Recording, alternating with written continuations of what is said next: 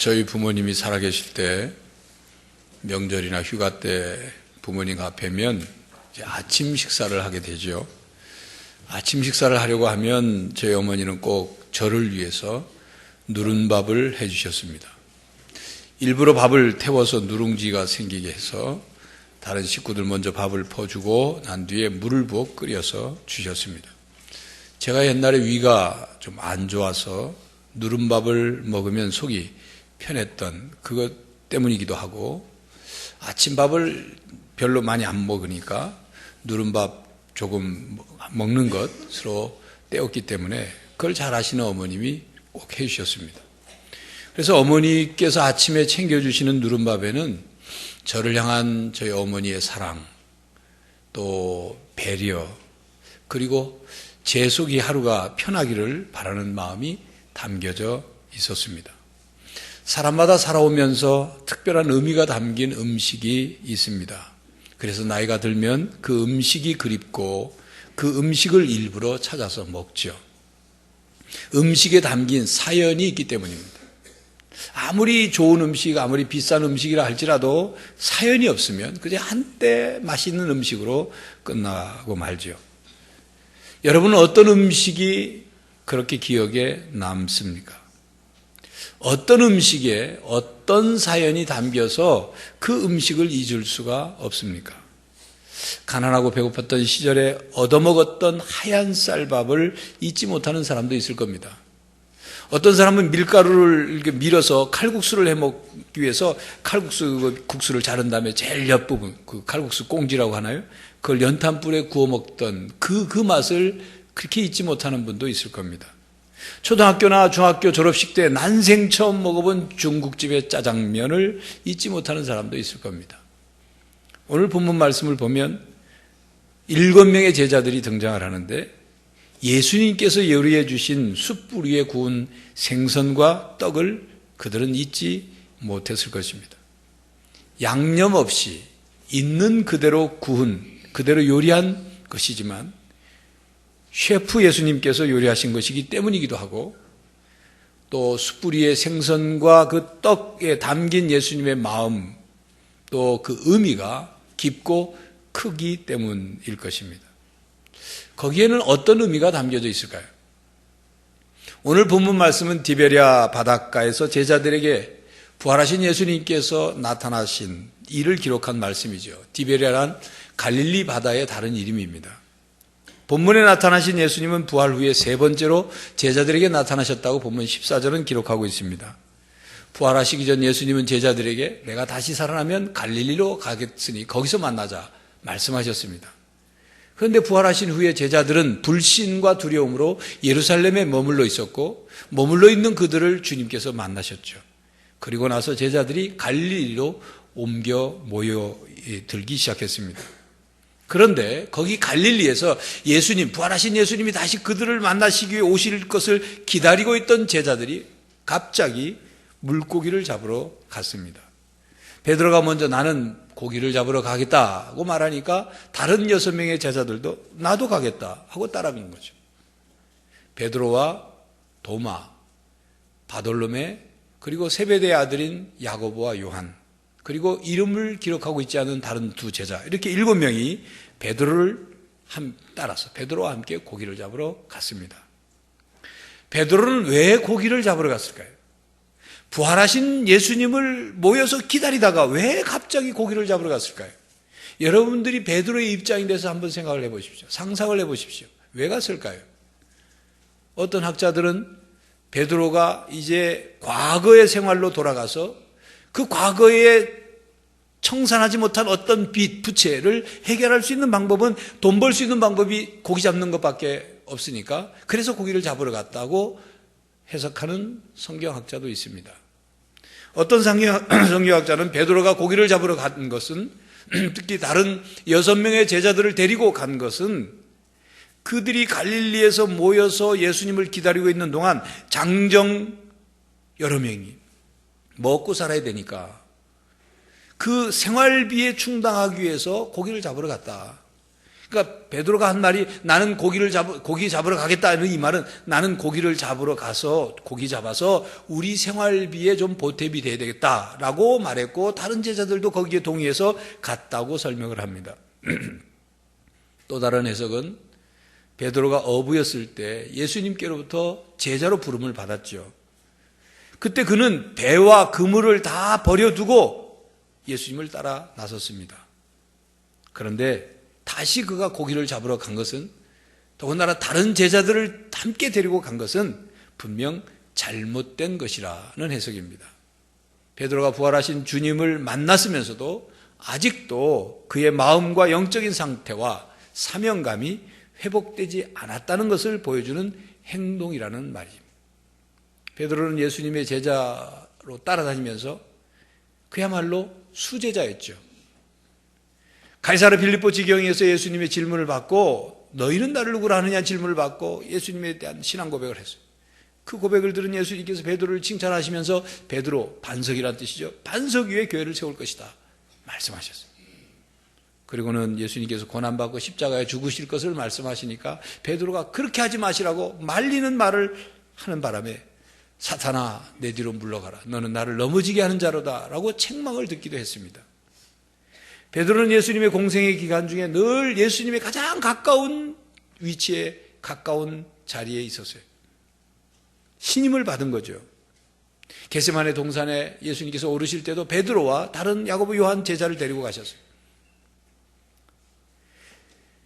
다른 제자들은 다 예수님을 버릴지라도 나는 죽기까지 주님을 따르겠습니다 라고 호언장담하던 베드로, 예수님을 체포하러 온 사람들을 향해서 자기의 검술로 예수님을 지킬 것처럼 칼을 휘둘러서 대제사장의 종 말고의 귀를 잘랐던 베드로, 그런 그를 향해서 검을 쓴 자는 검으로 망한다고 책망을 하시는 말씀을 듣게 되었습니다. 그런 베드로가 처참히 무너졌죠. 그것도 3번씩이나 주님을 모른다고 부인했습니다. 그리고 다 기울었고 베드로가 주님을 보니까 자신을 쳐다보고 있는 예수님을 눈과 마주쳐서 그는 통곡했습니다. 죄의식과 고뇌로 그의 영혼은 산산이 깨지는 듯 했습니다. 비참함과 치욕스러움 때문에 그의 마음은 어두워졌어요. 그의 제자로서의 사명감은 급격히 곤두박질 쳤습니다. 부활하신 예수님의 얼굴을 똑바로 바라볼 수 없는 그런 마음이 된 것입니다. 7명의 제자들은 부활하신 주님을 만났습니다. 그것도 어떤 제자는 2번씩이나 만났어요. 부활하신 예수님을 다시 만났다고 그들은 하지만 그들은 아직 완전히 회복되지 않았습니다. 그들은 여전히 확신이 없었고 혼란을 느끼고 있었나 봅니다. 그래서 그들은 베드로를 따라 고기를 잡으러 갔습니다. 베드로를 따라 고기를 잡으러 간 제자들은 예수님 없는 삶의 모습을 보여주고 있습니다. 그들의 마음에 예수님은 계시지 않았어요. 그들은 분명히 부활하신 예수님을 만났습니다. 대화도 했습니다. 그 중에 도마는 예수님의 못자국을 보고 만지고 고백까지 한 사람이에요. 그러나 그들은 부활하신 예수님을 만난 후에도 계속 영적인 방황에 빠져 있었습니다. 소망을 잃어버리고 있었어요. 낙심한 모습이었습니다. 사명을 잃어버리고 가야 할 방향을 잃어버리고 있었습니다. 자신들이 누구인지 무엇을 해야 하는지를 잊어버렸어요. 그리고 그들의 마음속에 예수님이 계시지 않았어요. 그들은 과거에 고기 잡던 시절로 돌아가서 오히려 고기 잡는 일에 집중하고 싶어 했던 것 같습니다. 물론 고기 잡는 것이 죄는 아닙니다. 그러나 고기를 잡으러 간 그들의 모습은 모든 것을 포기하고 예수님의 제자가 되어서 그 3년 동안 예수님과 함께 동고동락하고 예수님 말씀 따라 살고 예수님께 소망을 두고 예수님의 비전을 품고 살았던 그 제자의 모습은 아니죠. 과거로 돌아간 모습이에요. 예수님께 부름을 받기 전 과거로 돌아갔어요. 부활하신 예수님을 만났음에도 불구하고 과거로 돌아갔어요. 교회 여러분, 우리는 신앙생활을 하다가 본래의 모습으로 다시 돌아갈 때가 있습니다. 7명의 제자들처럼 뒤로 뒷걸음질 칠 때가 있습니다. 우리는 앞으로 나아가지 않으면 뒤로 뒷걸음질 칠 수밖에 없어요. 목적을 잃어버리고 방향을 잃어버리고 사명감을 잃어버리면 과거로 되돌아갑니다. 신앙이 성장하고 성숙해지면 앞으로 가겠지만 그렇지 않을 경우는 반드시 우리의 신앙은 뒷걸음질을 칠 수밖에 없어요. 과거로 돌아갑니다. 예수님을 믿지 않던 시절로 순식간에 돌아가 버려요. 옛습관이 나옵니다. 옛사람의 모습이 되살아납니다. 그런 우리들에겐 회복이 필요합니다. 베드로를 포함한 7명의 제자들은 밤새도록 고기를 잡으려 했지만 헛수고했습니다. 열심히 그물을 내렸겠죠. 고기를 잡던 실력이 예수님의 제자로 살던 3년 동안 좀 무뎌졌을지는 몰라도 그들은 역시 갈릴리 바다에서 잔뼈가 굵은 사람들입니다. 어부였죠. 갈릴리 바다를 손바닥 보들이 하는 그런 사람이었어요. 그러나 그들은 요한복음 15장 5절 이하에 나를 떠나서는 너희가 아무것도 할 수 없느니라 라는 주님의 말씀을 잊었습니다. 결국 그들은 밤새도록 수고했지만 아무것도 잡은 것이 없었습니다. 베드로가 예수님을 처음 만나서 예수님께 제자로 부르심을 받을 바로 그날처럼 빈 배, 빈 그물만이 그들에게 있었어요. 교회 여러분, 여러분의 인생을 돌아봤을 때 헛수고했던 때는 없습니까? 나름대로 열심히 정신없이 바쁘게 살았지만 마치 손으로 모래를 움켜쥐려고 하는 것처럼, 마치 손으로 바람을 잡으려고 하는 것처럼 표본이 아무것도 남은 것이 없는 헛수고한, 허탈한 그런 적은 없습니까? 인생의 빈 그물을 끌어올리며 허무했던 적은 없습니까? 개그우먼 조혜련 씨가 이혼했다는 소식을 들었습니다. 조혜련 씨는 나름대로 열심히 산 사람이에요. 여자 연예인이면서도 막 이상한 분장을 하면서 자기의 그 여자 연예 이미지가 망가지면서까지 웃음을 지르고 노력했고, 일본에 진출해서도 나름대로 뭐 성공한 개그우먼이다 얘기합니다. 뭐 이상한 웃기는 노래를 만들어서 뭐 음반도 내고 각종 오락 프로그램에 나와서 아주 열심히 활동한 사람. 그런데 이혼을 했어요. 그 이유는 성격 차이라고 합니다. 근데 사실 그 그 얘기를 들어보니까 조혜련 씨가 그렇게 일본으로 뭐 바쁘게 생활을 하다 보니까 언제부턴가 자기 집 자녀들이 자기를 그림자 보듯 하더래요. 엄마를 봤는데도 그냥 표정 없이 그냥 지나치. 그 딸 아이의 장래 소망이 바쁘지 않은 사람 되기가 장래 소망이다.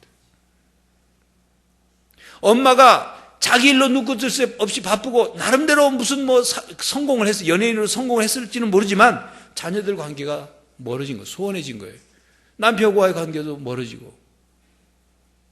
그러니까 그들의 이혼 사유는 성격 차이가 아니라 사실은 가치관의 차이, 삶의 목표의 차이인 거죠. 자기식의 성공을 했을지는 모르지만 가족과는 행복하지 못했던 거예요. 여러분, 우리 인생을 한번 돌아봅시다. 돈 버는 것도 중요하고 열심히 사는 것도 중요합니다. 근데 무엇을 위해 그렇게 하고 있는 거예요? 목적과 수단이 바뀌지는 않았습니까? 방향이 잘못 잡힌 것은 아닙니까? 남들 보기에는 성공한 것 같아도 남들 보기에는 바쁘게 열심히 사는 것 같지만 속빈 강정 같은 삶은 아니냐 그 말이에요. 이번 부산에서 국회의원으로 당선된 사람 중에 논문 표절로 인해서 개망신을 당한 사람이 있습니다. 국회의원 되면 뭐 하겠어요? 그냥 교수로 그냥 있었다면 그런 것 저런 거 없이 잘 넘어갔을지 모르는데 욕심이 지나치니까 결국 개망신하는 거예요. 여러분, 욕심을 부린다고 그 욕심을 채웠다고 해서 행복해지는 게 아닙니다. 열심히 산다고 해서 새벽부터 밤늦게까지 허리 한번 펴지 못하고 열심히 돈을 번다고 해서 행복해지는 게 아닙니다. 예수님 안에서 인생의 목적을 깨닫고 의미 있는 인생을 살아야 행복해져요. 돈 버는 거 중요합니다. 하지만 우리는 돈 버는 기계가 아니에요. 무엇을 위해 돈을 버는데?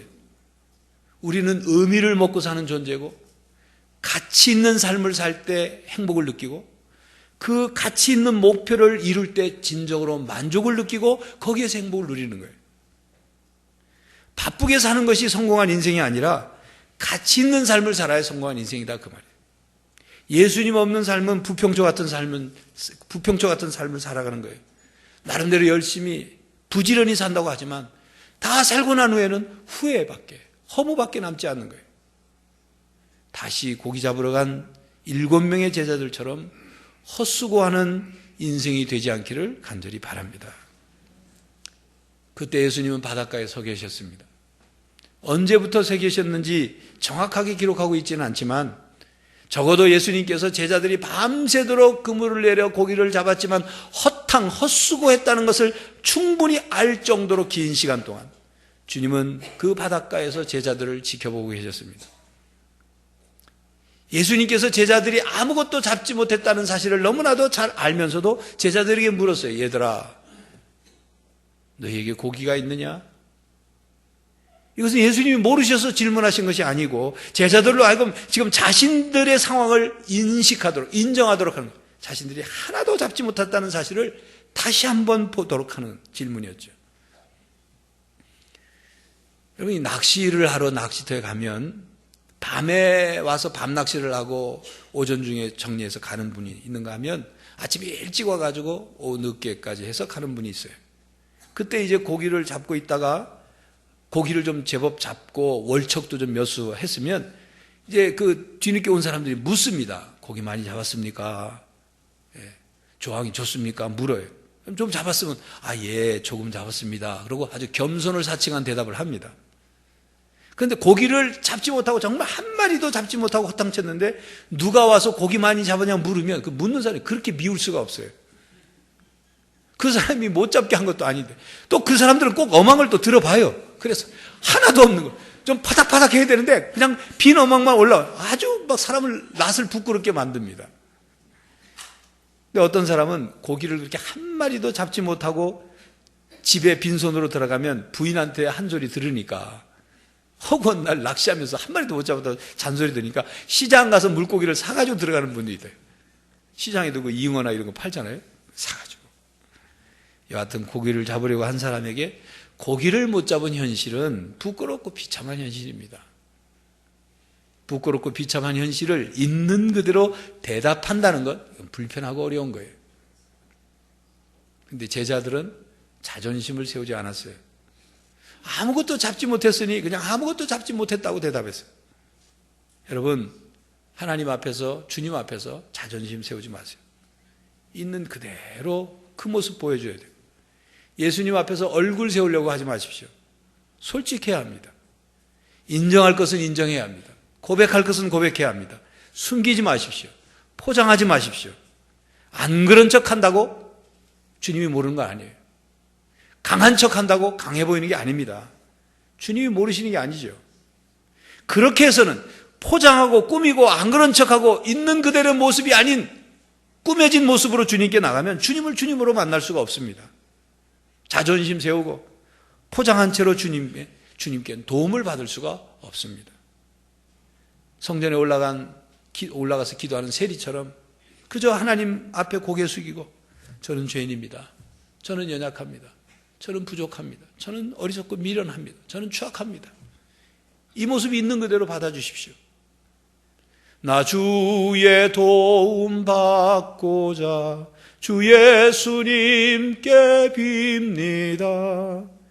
내 힘과 결심 약하여 늘 깨어지기 쉬우니 내 모습 이대로 주 받으옵소서. 날 위해 돌아가신 주 날 받아주소서.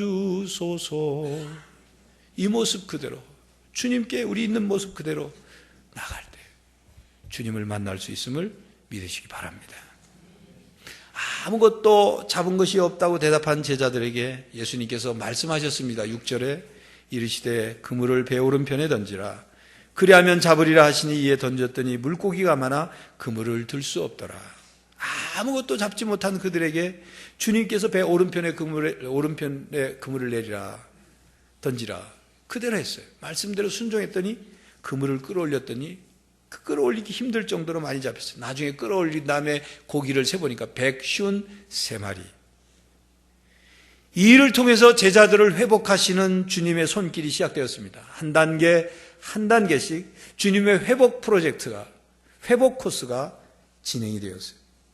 주님은 제자들이 실패한 부분을 극복하도록 도우셨습니다. 주님은 회복시키시는 분입니다.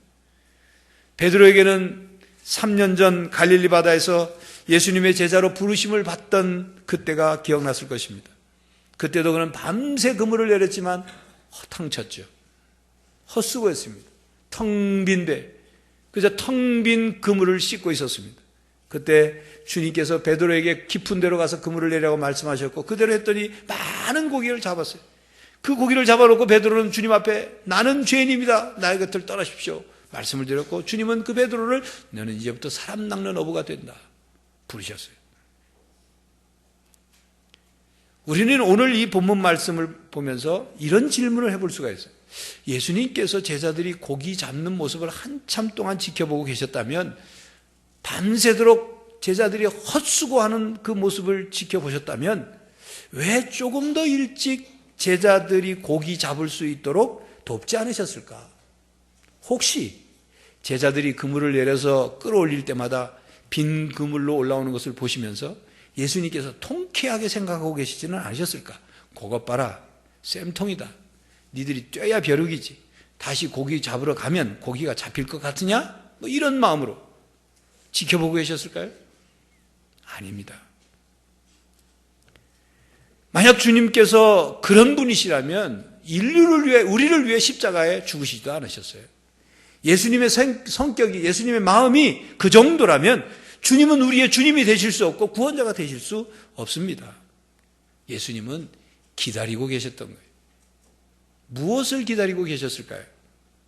밤새도록 애썼지만 주님과 함께하지 않는 삶에 빈 그물만 있다는 것을 제자들이 다시금 깨닫기를 기다리셨어요.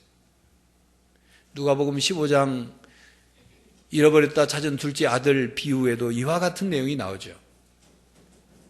아버지 유산을 먼저 달라고 챙겨서 먼 나라로 가서 성공하겠다고 떠나는 둘째 아들을 아버지는 잡을 수 있었습니다. 왜? 유산을 안 주면 되죠. 유산을 안 주면 안 떠날 거 아닙니까? 아버지가 유산을 줬어요. 그리고 아들이 돌아오기를 기다려요. 어떻게 보면 좀 우스꽝스러운 아버지죠. 그런데 왜 그렇게 기다렸느냐? 둘째 아들이 아버지를 떠나서 먼 나라로 가서 인생의 처절한 현실을 깨닫기 전에는 그 둘째 아들의 허황된 꿈이 정리가 되지 않거든요. 그러니 보낼 수밖에 없는 거예요. 톡톡히 인생 수업료를 지불하고 난 다음에야 참 인생이 어떤 것인지를 깨닫게 되니까 그때를 기다리는 거예요. 주님은 우리가 주님을 등지고 멀어져 갈 때 그 끝을 주님은 알고 계십니다. 우리가 잘하고 있기 때문에 그냥 두시는 게 아니고 여러분이 그 끝에 도달했을 때야 깨닫게 되는 것이 있기 때문에 지켜보고 계시고 기다리고 계십니다. 우리가 연약한 존재임에도 불구하고 스스로 연약한 존재라는 사실을 처절히 깨닫기 전에는 연약한 걸 인정을 안 해요. 우리는 어리석은 존재이면서도 우리 스스로가 어리석은 것 때문에 처절한 망신을 당한 다음에야 나는 어리석은 존재구나 깨닫게 되는 거예요. 주님은 그때를 기다리시는 거예요. 그래야 그때부터 신앙이 시작되기 때문이죠. 그렇습니다. 우리의 실패가 주님을 만나는 기회입니다. 우리가 실패해서 나의 자존심이 깨질 대로 깨지고 내 고집이 깨지고 내 삶의 방법과 자세가 깨져야 새 삶이 시작되기 때문에 내가 막다른 골목에 이르러서야 내가 벼랑 끝에 몰려서야 사방으로 우겨싸움을 당해서야 그때서 세상에 소망을 두지 않고 그리고 세상의 모든 것이 헛된 것인 것을 깨닫게 되는 거예요. 세상의 힘과 방법으로 우리의 인생이 성공할 수 없다는 것을 깨닫게 됩니다. 세상의 방법으로는 행복할 수 없다는 것을 깨닫게 되기 때문에 그 절실히 깨닫게 될 그때를 주님은 기다리고 계십니다. 우리가 끝이라고 생각할 바로 그때 주님은 시작입니다. 여러분 병원에서 의사 선생님들이 수술하기 전에 왜 마취하는지 압니까? 여러분 마취를 안 하고 수술한다고 합시다. 아파서 소리 지르고 수술 관여하고 왜 그렇게 하느냐 저렇게 하느냐 수술이 안 돼요. 완전 항복하는 마취를 통해서 그냥 완전 맡기도록 하는 거예요. 주님은 우리가 완전 손들고 주님께 맡기기를 기다리는 거예요. 그전에는 사람이 타락한 본성 때문에 포기를 안 하거든요. 그때가 돼서야 우리를 향하신 주님의 손을 잡을 수 있기 때문에, 무엇이 중요한지, 무엇이 가치 있는지, 무엇이 영원한지, 무엇이 진리인지, 무엇이 참 인생인지를 그때서야 깨닫고 살아가기 때문이죠. 바다에서 기적을 체험한 제자들은 육지에 올라와서 사랑의 숯불을 만나게 됩니다. 숯불 위에는 생선과 떡이 있습니다. 밤새워 고기를 잡으려 했었지만 헛수고해서 더욱 지치고 허기지고 추운 제자들을 위해서 예수님께서 친히 아침 식탁을 준비하셨습니다. 당시 갈릴리 어부들은 되게 긴 밤 시간 동안 고기를 잡았어요. 그들은 가끔 그물이 엉키지 않도록 바닷물 속으로 들어가서 그물을 정리하기도 했어요. 어부들은 밤새 물속에서 젖은 채로 고기를 잡느라 씨름해야 했습니다. 그렇게 새벽을 맞게 되면 새벽바람이 스칠 때 춥습니다. 피곤하고 지치고 허기진 몸에 스치는 새벽바람은 차갑게만 느껴지죠. 더욱이 밤새 허탕친 그 제자들의 몸에 스치는 새벽바람은 황소바람입니다. 그런 그들을 기다리고 있는 것은 따뜻한 숯불, 그리고 그 위에 생선과 떡이었습니다. 여러분, 베드로에게는 이 숯불 위에 생선과 떡이 단지 생선과 떡으로만 보이지 않았을 것입니다. 여기서 말하는 숯불은 우리가 고깃집에 가서 고기를 꺼먹을 때 그 숯불이 아닙니다.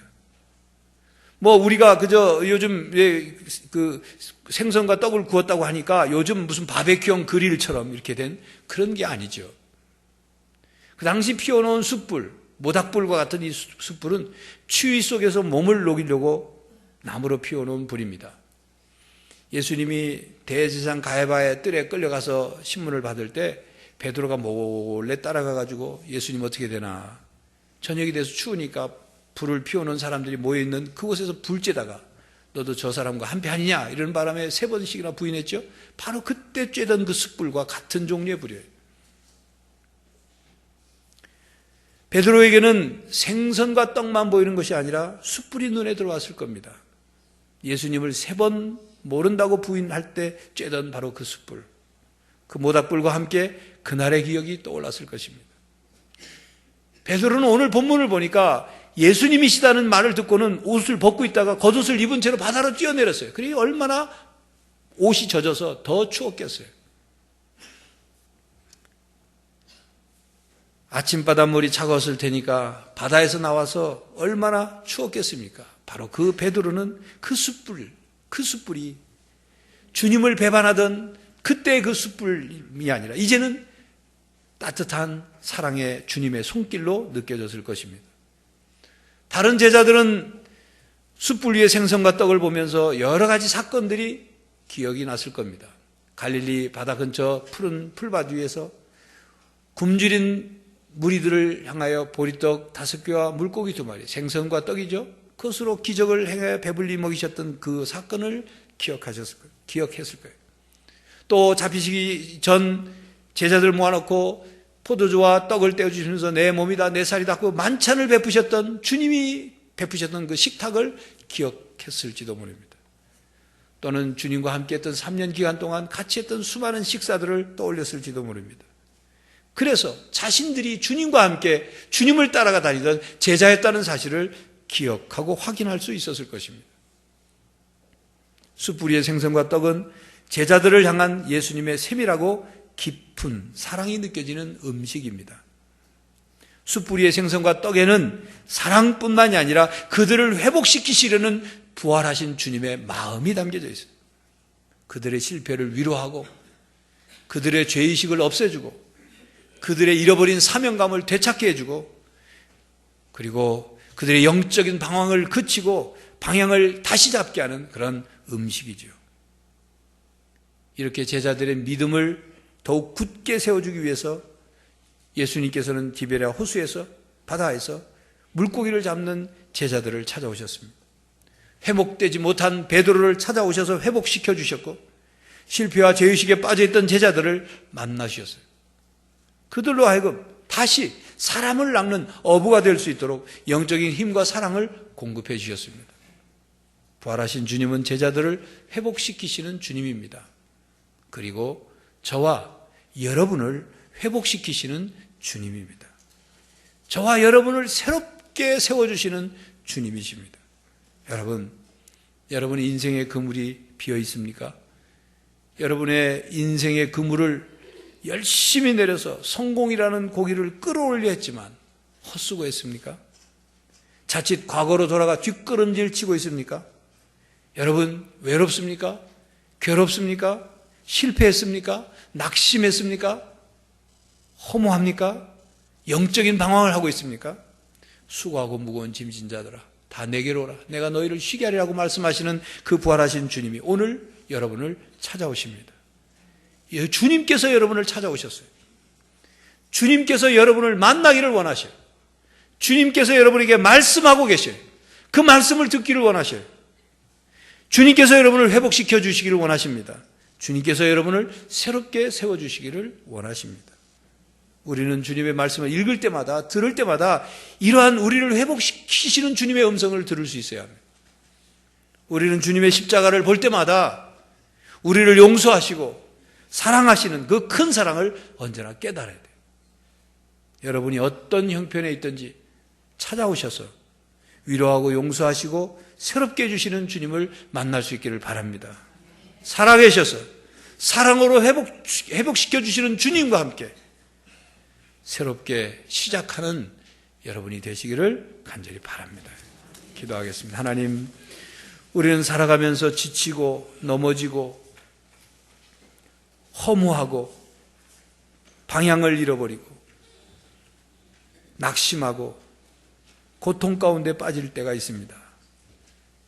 그때 주님이 나와 함께하고 계시지 않은지 돌아보고 내 마음속에 주님을 모시지 않음으로 그러한 일들을 겪고 있지는 않은지를 돌아보게 하시고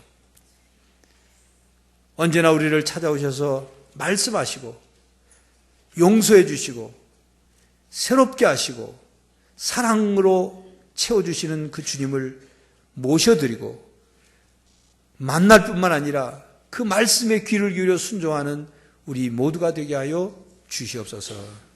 인생의 빈 그물만 걸어 올리며 낙심에 빠져있고 허무에 빠져있는 저희들이 아니라 주님과 함께 참 삶의 의미와 행복을 누리며 참 인생의 방향과 목적을 발견하고 그 삶을 향하여 새롭게 다시 일어서서 나아가는 사랑하는 성도들이 되게 하여 주시옵소서. 성령 하나님 오셔서 저희들의 마음을 새롭게 해주시고 저희들과 함께하여 주시옵소서. 예수 그리스도의 이름으로 기도하옵나이다. 아멘.